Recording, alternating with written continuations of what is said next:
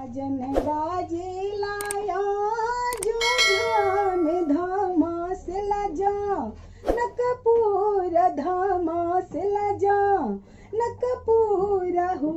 कि अरे बजान बजला रजा दसा रथ दुआरे हो कुशिला रानी के आंगन सुमित्रा रानी के आंगन के कैया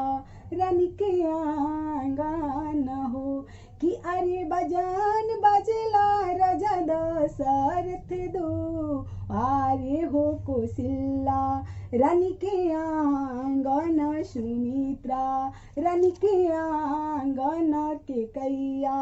रानी के आंगन हो। मत जानी हा कौशल्या माता हमाही जड़िया रूप भी हमाही जड़िया रूप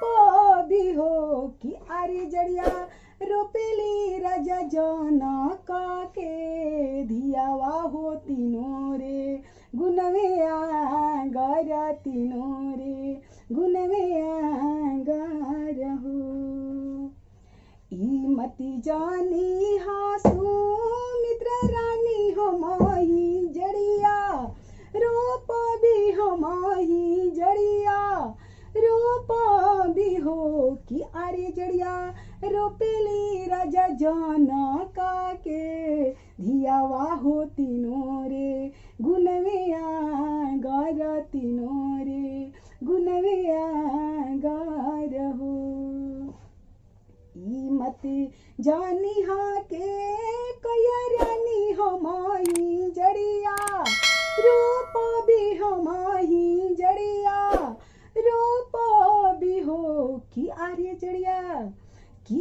जड़िया रोपेली राजा जनक के धियावा हो तीनों रे गुनवे आगर तीनों रे गुनवे आगर हो।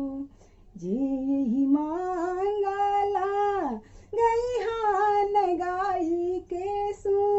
नहीं हान गाई के सू नहीं हान हो किया हिलाल सालो सालो बेटावा भी अहे हो महलिया उठे सोहारा महलिया उठे सोहारा हो इललना सालो सालो बेटावा भी अहे हो महलिया उठे सो